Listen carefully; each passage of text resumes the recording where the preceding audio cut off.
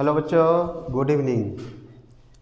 आज हम लोग फिजिक्स क्लास 12 का फिजिक्स पढ़ेंगे और फिजिक्स स्टार्ट करते हैं। और स्टार्ट करने से पहले हम लोग ये जान लेते हैं कि जो फिजिक्स है वो बहुत बड़ा है, लेकिन अब इसमें हम लोग यूनिट वाइज इसको पढ़ते हैं।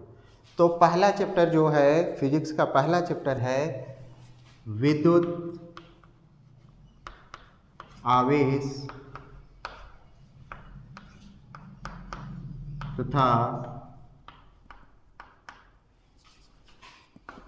क्षेत्र। अब हम लोग पहला चैप्टर पढ़ते हैं विद्युत आवेश तथा क्षेत्र। ये हम लोगों के 12th क्लास का पहला चैप्टर है, भौतिक विज्ञान का विद्युत आवेश तथा क्षेत्र।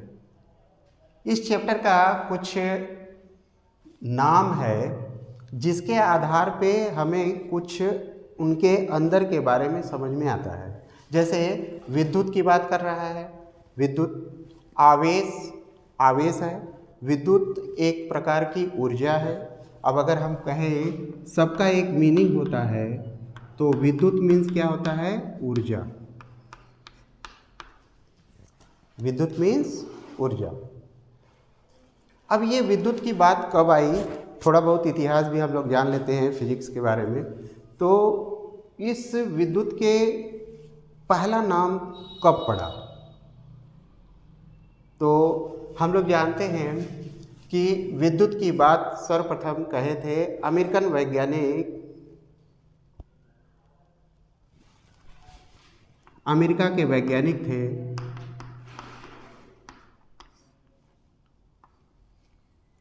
फ्रैंकलिन।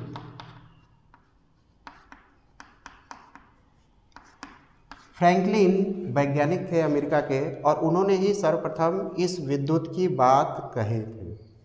और वो कब कहे थे तो इनके बारे में थोड़ा जान लेते हैं कि फ्रैंकलिन जो थे वो बहुत ही अच्छे वैज्ञानिक के साथ साथ एक अच्छे आर्टिस्ट भी थे।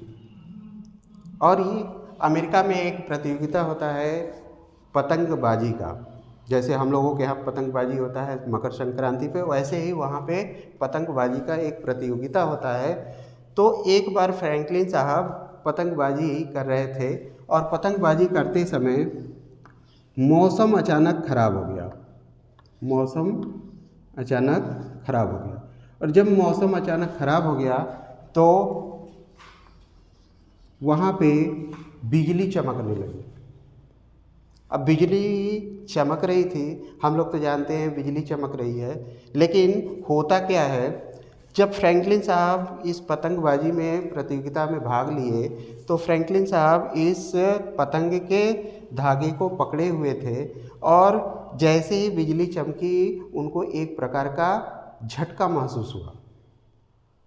और जब ये झटका महसूस हुआ तो उसी समय उनके दिमाग में इसकी कल्पना हुई कि ये वाकई में होता कैसे है। क्योंकि हम लोग जानते हैं कि जब भी बादल में बिजली चमकता है तो किस कारण से होता है? ये होता है बादलों के घर्षण के कारण। अर्थात घर्षण हुआ होगा जिसके कारण से बिजली उत्पन्न हुआ। अब बिजली उत्पन्न हुआ तो इन्हें एक झटका लगा, एक महसूस हुआ उनको कुछ, तो उसी समय उसका नाम दिए विद्युत।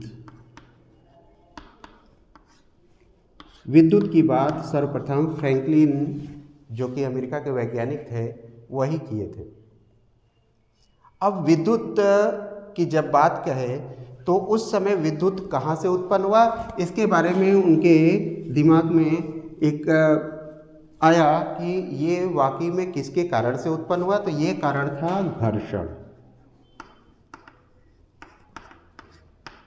घर्षण के कारण विद्युत का उत्पत्ति हुआ, जिसको सर्वप्रथम फ्रैंकलिन ने बताया, विद्युत का नाम दिया। और इस घटना के बाद वो अपने लैब में गए और वहाँ ढेर सारे प्रयोग किए गए, जिसके आधार पर हम और भी कुछ जानकारी लेंगे। जैसे उन्होंने लैब में जाकर पहले सर्वप्रथम किया क्या, उन्होंने एक कांच की छड़ लिया और एक धागे द्वारा उस कांच की छड़ को ऐसे लटका दिया। कांच की छड़ है ये,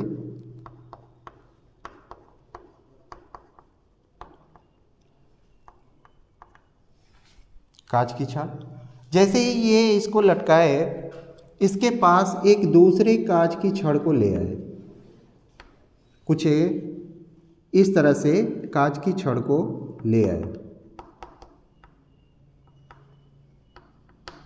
और कांच की छड़ को जब ले आया गया तो इस कांच की छड़ को पहले रेशम के कपड़े पर रगड़ते हैं, यानी घर्षण के द्वारा उसमें ऊर्जा उत्पन्न करते हैं।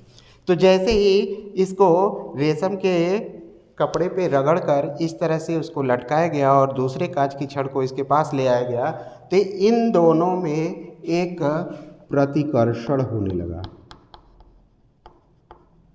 प्रतिकर्षण बल उत्पन्न हुआ, जिसके कारण से ये कांच की छड़ एक दूसरे पर एक बल लगाते हैं जिससे कि ये दूर दूर जाए, तो ये प्रतिकर्षित होने लगे। इसी प्रकार से उन्होंने एक दूसरे एक्सपेरिमेंट में कांच की छड़ लिया और कांच की छड़ के जगह पे कांच की छड़ और दूसरा छड़ जो कि एबोनाइट की छड़ लिया।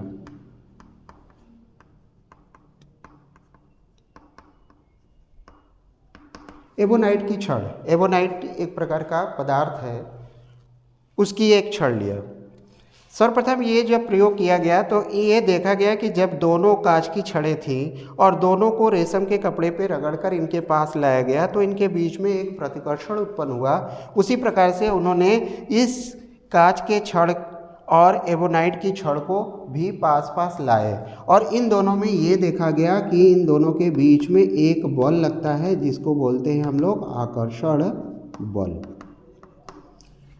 तभी से उनको एक आइडिया आया कि हो सकता है कि कांच की छड़ को जब हमने रगड़ा तो इस पर कुछ आवेश आए होंगे, तो ये आवेश की बात कही गई। उसी समय आवेश की बात कही गई कि ये आवेश और ये भी आवेश होंगे और दोनों आवेश पे इस पे हो सकता है प्लस हो और इस पे भी प्लस हो। तो यहाँ पे भी प्लस था क्योंकि ये भी कांच की छड़ था और ये एबोनाइट की छड़ था, इस पर माइनस। या हम ये कह सकते हैं कि ये जब धनात्मक थे दोनों तो दोनों के बीच में प्रतिकर्षण बल उत्पन्न हुआ, जब ये दोनों विपरीत आवेश के थे तो इन दोनों के बीच में आकर्षण बल उत्पन्न हुआ। अब ये जो धन आवेश है, ये जो ऋण आवेश है, ये कोई ज़रूरी नहीं कि ये कांच की छड़ पे धन ही आवेश हो, इसलिए ये एक्सपेरिमेंट इनका फेल हो गया। और जब ये एक्सपेरिमेंट फेल हो गया लेकिन उसके पहले इन्होंने आवेश की बात कह दी, तो उस आवेश के बारे में अब हम लोग जानेंगे। अब यहाँ पे आवेश की कितने प्रकार के आवेश हो गए? दो प्रकार के आवेश, एक धन आवेश और एक ऋण आवेश, जो कि सर्वप्रथम फ्रैंकलिन ने ही बताया था। अब हम लोग वैद्युत आवेश के बारे में जानते हैं।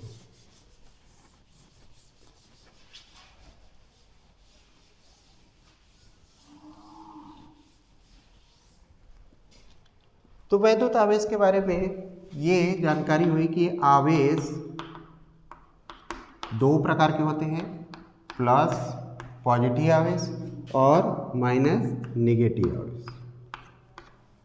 ये दो प्रकार के होते हैं, पॉजिटिव और नेगेटिव। इसके बाद अब ये आया कि ये आवेश पदार्थों पर कैसे आए। तो ये पदार्थों पर कैसे आए, इसके लिए इन्होंने और भी एक्सपेरिमेंट किए और भी वैज्ञानिकों ने इसका उपयोग किया और कहा आवेश की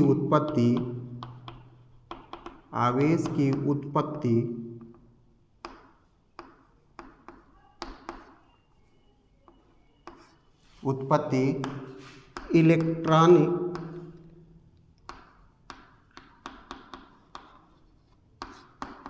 सिद्धांत के आधार पर। अब आवेश के बारे में और भी जानकारी मिलने लगी। आवेश के बारे में और भी जानकारी किससे मिली? इलेक्ट्रॉनिक सिद्धांत के आधार पर। अब ये कैसे? क्योंकि सर्वप्रथम ये देखा गया था कि जब वस्तुओं को रगड़ा जाता है तो वो दोनों आकर्षित होते हैं, और जब दोनों समान होते हैं तो दोनों प्रतिकर्षित होते हैं। तो यहाँ पे आवेश की उत्पत्ति इलेक्ट्रॉनिक सिद्धांत के आधार पर हम लोग कैसे देखें? उन्होंने किया क्या, एक पदार्थ लिया, एक पदार्थ के परमाणु लिए और एक दूसरे पदार्थ के परमाणु लिए, दोनों पदार्थों के परमाणु, यानी हम ये कह सकते हैं ये दो पदार्थ हैं, दो पदार्थ की वस्तुएं हैं, जैसे ये कांच की और ये एबोनाइट की। जब इन दोनों को आपस में घर्षण किया गया, आपस में रगड़ा गया, जब रगड़ते हैं तो होता क्या है, इनके परमाणु के अंदर एक धन आवेश होता है, इनके भी परमाणु के अंदर धन आवेश होता है, जिसे हम नाभिक बोलते हैं, जिसे हम प्रोटॉन भी बोलते हैं, और इनके बाहरी कक्षा में एक इलेक्ट्रॉन, बाहरी कक्षा में एक एक इलेक्ट्रॉन। ये देखा गया है कि जब इनके बीच में घर्षण उत्पन्न होता है तो ये जो इलेक्ट्रॉन है, इलेक्ट्रॉन का स्थानांतरण होता है। कैसे होता है?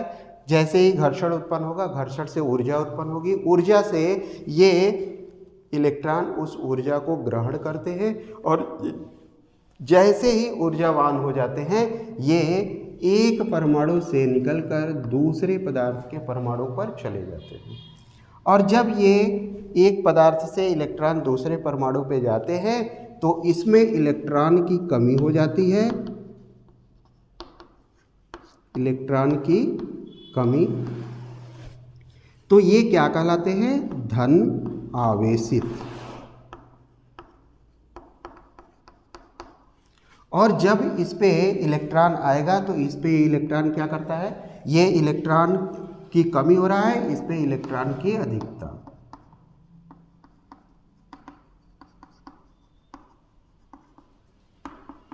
जब इलेक्ट्रॉन की अधिकता होगा तो ये क्या हो जाएंगे? ऋणावेशित। इसका मतलब ये धनावेशित और एक ऋणावेशित। ये आवेश इस पे उत्पन्न होता है और इसको बोला जाता है धनावेशित, इसको बोला जाता है ऋणावेशित। जब किसी भी परमाणु से इलेक्ट्रॉन दूसरे परमाणु पे जाते हैं तो इस परमाणु में इलेक्ट्रॉन की कमी होती है, जिसके कारण ये धनावेशित कहलाते हैं, और जिस परमाणु पे इलेक्ट्रॉन ये जाते हैं उस पे इलेक्ट्रॉन की अधिकता होती है, जिसे हम ऋणावेशित कहते हैं। तो इस तरह से आवेश की उत्पत्ति हुई इलेक्ट्रॉनों के स्थानांतरण से। अर्थात इलेक्ट्रॉन जब स्थानांतरित होते हैं तो वे आवेशित हो जाते हैं। आवेश को Q से रिप्रेजेंट करते हैं, कैपिटल Q भी लिखते हैं कहीं कहीं पे, स्मॉल q भी। इसका मात्रक कूलाम होता है, इसका मात्रक कूलाम होता है। अब आते हैं आवेश संरक्षण की बात। यहाँ तक क्लियर है सबका? तो अब हम लोग आते हैं आवेश संरक्षण।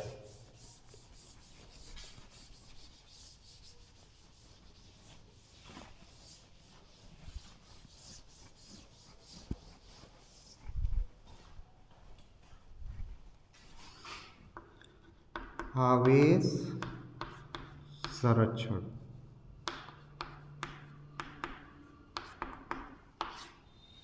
आवेश संरक्षण, आवेश संरक्षण होता क्या है? हम लोग पिछली कक्षाओं में 11 में पढ़ चुके हैं कि ऊर्जा संरक्षण। ऊर्जा संरक्षण क्या होता है?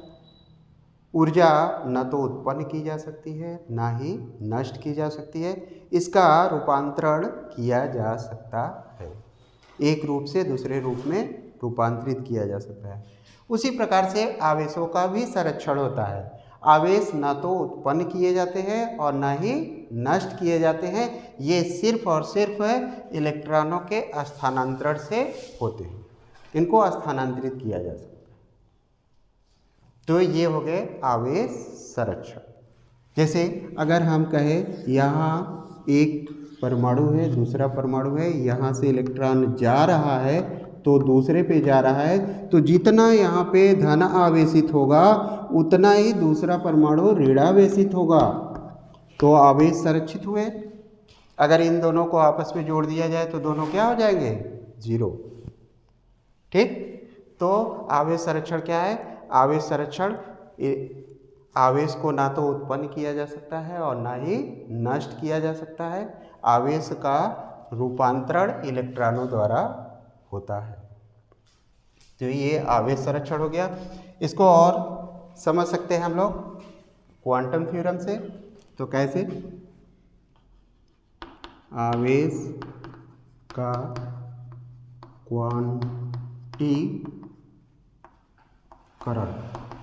क्वांटीकरण या क्वांटम भी बोलते हैं,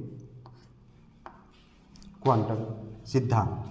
क्वांटम सिद्धांत के आधार पे इसको कैसे करते हैं? हम लोग जानते हैं Q आवेश बराबर होता है NE, जहाँ Q हमारा क्या है? आवेश। E क्या है? इलेक्ट्रॉन पर आवेश, जो कि हम लोग जानते हैं 1.6 × 10⁻⁻90 कूलम होता है। और N क्या है? इलेक्ट्रॉनों की संख्या।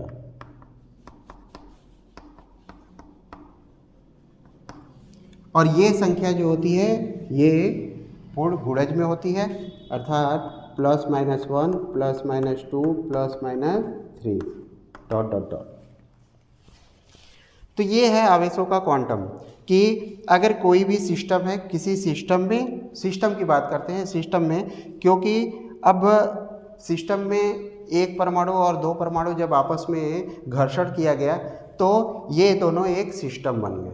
तो इसी प्रकार से हम सिस्टम की बात करते हैं। पूरे सिस्टम में यदि कोई भी आवेश है, पूरे सिस्टम का कुल आवेश, उसमें उपस्थित एक इलेक्ट्रॉन पर के आवेश, इलेक्ट्रॉन के आवेश के n गुणज होते हैं, यानी इलेक्ट्रॉन के गुणज में होते हैं। इलेक्ट्रॉन का गुणज कैसे? अगर हम कहें कि Q बराबर क्या हो गया, +-1 इलेक्ट्रॉन, Q बराबर +-2 इलेक्ट्रॉन, तो ये क्या है? पूर्ण गुणज है। पूर्ण गुणज का मतलब पूर्णांक में होने चाहिए। इलेक्ट्रॉन का स्थानांतरण पूर्णांकों में होता है, न कि फ्रैक्शन में।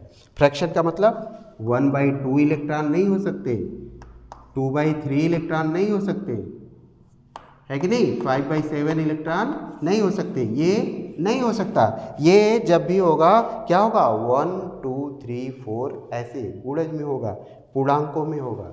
इसे हम आवेश का क्वांटम थ्योरम कहते हैं।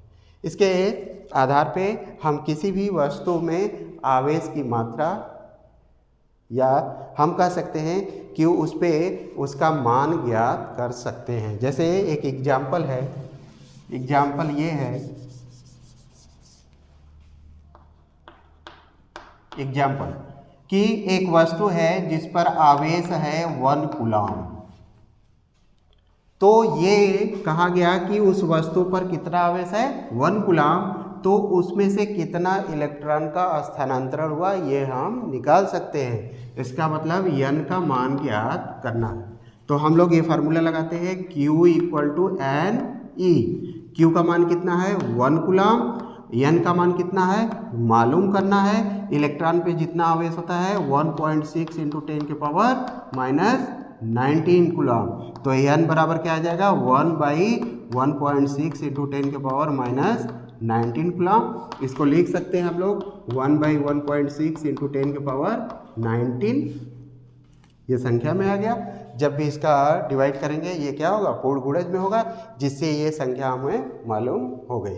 अगर ये संख्या किसी भी वस्तु से इलेक्ट्रॉन को निकालेंगे तो वो धनावेशित कहलाएगा, और यदि किसी वस्तु पर इतनी संख्या इलेक्ट्रॉन की संख्या जाएगी तो उसको हम क्या बोलेंगे? ऋणावेशित।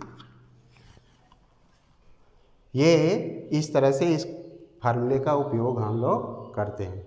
कभी कभी एग्जाम में 1 नंबर का क्वेश्चन पूछ देता है, तो हम इस क्वेश्चन को इस तरह से सॉल्व करेंगे। बाकी धन्यवाद।